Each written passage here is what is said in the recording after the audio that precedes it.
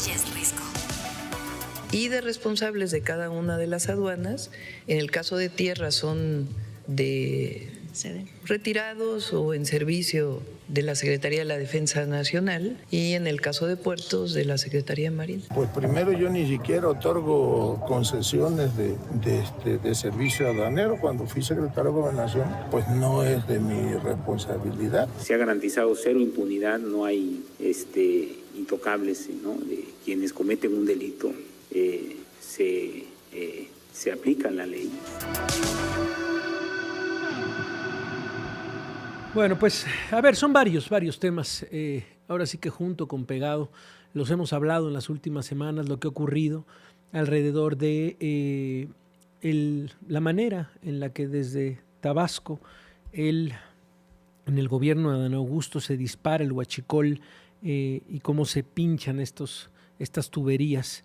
Hoy se publica en el diario Reforma datos oficiales de cómo pasan de 201 piquetes a 536 piquetes de 2018 a 2019, los piquetes a Pemex, que aumentaron solo en Tabasco cuando era el gobernador Adán Augusto López. Y del otro lado, el otro gran tema, por supuesto, el tema del huachicol fiscal, el cómo funcionaba esta red de pues hay que decir, esta contrabando, que por lo menos han sido señalados desde la Secretaría de Marina, 7 miembros de la Secretaría de Marina, cómo funcionaban, cómo llegaba, mal etiquetado, por supuesto que mal etiquetado, por eso es un delito, de distintos tipos de combustibles llegaban a México etiquetados como si fueran aceites, como si fueran algún otro tipo de hidrocarburo, y cómo, bueno, pues este huachicol fiscal representa un daño de 177 mil millones de pesos al gobierno mexicano.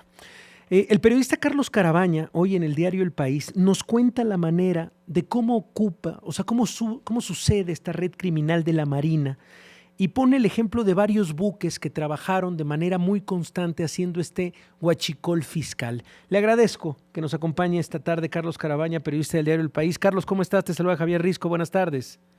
Hola Javier, muchas gracias por la invitación. No, bueno, gracias de verdad a ti por estar con nosotros. Ya teníamos muchas ganas de platicar contigo, sabemos que has ido al fondo en este tema. Y bueno, pues empezar esta conversación, Carlos, hablando de esto. ¿Cómo es que sucede? Y me parece de verdad, hablamos tanto en los medios de huachicol fiscal, de cómo pasan las aduanas, de cómo viene, y tú nos lo cuentas por primera vez, haces esta radiografía extensa de cómo funcionaba esta banda criminal en la Marina, Carlos. Claro, nosotros cuando hablamos de huachicol fiscal, de lo que estamos hablando es de contrabando, sí. ¿De acuerdo? O sea, es contrabando, clásicamente contrabando. Es meter una mercancía sin pagar los impuestos correspondientes.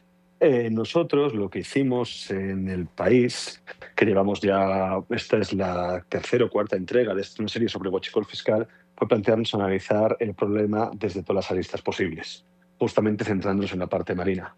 Lo que hacía esta red de contrabando era comprar combustible en Estados Unidos, okay. ¿De acuerdo? En las refinerías de allá, las empresas de allá, en particular una empresa se encargaba de la exportación de Estados Unidos, que es Icon Mainstream, pero cuando salían a puerto, en sus documentos, no decían que traían combustible, sino decían que traían aditivos para aceites lubricantes.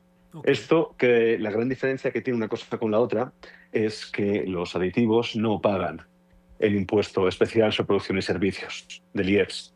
Entonces, si tú traes, por ejemplo, 10 millones de litros y tendrías que pagar un 5 de IEPS por cada litro, tu ahorro de repente es 50 millones de pesos. Mira, quedémonos aquí, porque me interesa mucho la red que lo acompaña. Pausa y regresamos. Oyes Risco. Anímate. 4 minutos, estamos platicando con el periodista Carlos Carabaña, el cual hoy nos muestra una radiografía de lo que significa esta red de contrabando en la Marina para hacer este huachicol fiscal. Nos lo explicaba muy claramente, se compraba el combustible en Estados Unidos, se ponía en los papeles y en la aduana que eran aditivos, y esto representaba un daño fiscal al gobierno mexicano de no cobrar el famoso IEPS. Se hizo el cálculo. De acuerdo a un buque de 10 millones de litros, por ejemplo, se hacía un daño fiscal de cerca de 97 millones de pesos. Y el cálculo, de acuerdo a la Consultoría General sobre este huachicol fiscal, va hasta los 177 mil millones de pesos al año. Eso es el negocio del huachicol de Estados Unidos. Y nos lo explicas, Carlos, en esta radiografía de manera muy interesante, y hablamos un poco de la red, de la gente involucrada, de lo que significa este tipo de empresa, de esta red de contrabando por parte de la Marina. ¿Cómo son estos procesos, Carlos?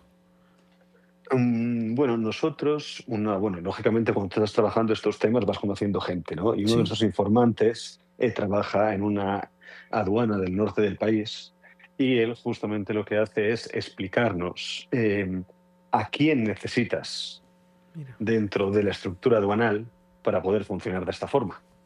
Pero al final, pues hay el proceso de comercio exterior y aduanas es un proceso con unos pasos muy claros. Entonces, esta persona nos explicaba que fue que nada más llegar el barco, ahí se mete dentro del sistema. Hay una cosa que se llama el pedimento, que básicamente lo que es la carga que lleva el barco para que entre dentro del sistema, digamos, como un sistema informático de México. ¿De acuerdo? Entonces, ya necesitas ahí, primero, a los operadores de ese sistema para que metan tu pedimento sin que mirar nada raro. Luego, una vez que se mete el pedimento, sucede un proceso que es un poquito como en un aeropuerto cuando pasas y te hacen darle un botón y puede ser rojo o verde, y entonces toca que te revisen o toca que no te revisen. Lo mismo, pero aplicado a barcos. Entonces, si te sale rojo, el barco, hay un verificador de aduanas que se llama, que es el Departamento de Información y Contabilidad que se encarga de subir, del Departamento de Operación Aduanera que se encarga de subir al barco a revisarlo todo. También necesitas tener al director de ese departamento y al verificador aduanal dentro de la red para que te mande a revisar el barco el verificador aduanal que está coludido y que el director también permita que vaya esta persona y que no haga los muestreos o que deje marchar el barco sin haberlo revisado. Luego hay otra parte fundamental que es los operadores de cámaras de las aduanas. Porque al final, si tú de repente ves que hay un barco que viene cargado con una mercancía determinada, pero entran Claro, a lo buscar denuncias. toda la mercancía, Punto. Sí, un montón Sí. de pipas y de camiones cisterna para llevarse gasolina y dices tú, bueno, yo creo que esto aquí no está, hay algo que no está funcionando, ¿no? Hay algo extraño aquí. Entonces lo que vas denunciando. Y desde luego también lo que nos decía es que sería prácticamente inconcebible que esto se hiciera sin el conocimiento de los directores de cada una de las aduanas y de parte de la estructura central en Ciudad de México. ¿Te parece lógico, al menos después de la manera en la que nos muestras esta red paso por paso? Ahorita vamos a compartir el trabajo extraordinario en nuestras redes. El número de detenidos, la manera en lo que ha llevado y lo que ha informado la Fiscalía General de la República, Carlos.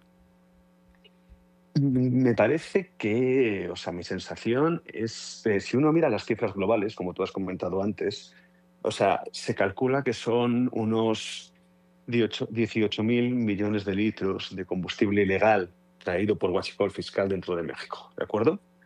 Esta red, por lo que sabemos nosotros y por lo que se ha visto y por lo que se describe, llega a, no recuerdo mal ahora mismo, unos 564.000 millones de litros. Bien, eso lo que nos deja es un espacio gigante de introducción de otro tipo de huachicol fiscal, de otras redes, de otros millones de litros que no sabemos por dónde entran. Es que a lo mejor esta gente estaba trabajando con otras aduanas o hay redes diferentes de las que no tenemos conocimiento, operando para meter estos combustibles ilegales. Claro. Híjole, Carlos, pues ahora lo vamos a compartir. Creo que es algo que te vamos a seguir molestando en los próximos días, porque es tratar de entender la manera en la que funcionaban, cuántos ligas necesitas para poder amarrar este desfalco millonario, y nos das a entender, ojo, este es el transporte, digamos, nada más, la llegada a México. La distribución es otro grandísima empresa. Después, la manera en la que es otro tema, el famoso huachicol, la manera en la que se pinchan estas tuberías, es otro gran tema. Esta es una parte muy compleja, pero insisto, la explicas muy bien, de lo que es esta detención, o por lo menos el 7 de septiembre, lo que anunciaba el gobierno mexicano para detener este huachicol fiscal, nos pareció muy ilustrativo y te lo agradecemos, Carlos, este gran trabajo en el diario El País. Gracias por acompañarnos esta tarde y te estaremos molestando los próximos días. Nada, gracias a vosotros, Risco. Un abrazo. Un abrazo grande, es Carlos Carabaña. Revise de verdad esto, la manera en la que funcionaba era imposible. A ver, no es un sello. No es un sello nada más de una persona que diga, a ver, aquí lo tengo, tac, y con esto pasa, y denme mi dinero. No. Es una empresa de una complejidad, de tantos elementos, de una red que va uno sobre otro, uno sobre otro, uno sobre otro. Y por supuesto el secretario de Marina nunca lo vio. Nunca. Cuando incluso sus propios familiares eran lo que lo hacían. Bueno, cada vez, mientras vamos conociendo más el tamaño de esta red, es mucho más difícil entender lo que sucedía en las altas esferas de la Marina. Vamos a lo que sigue.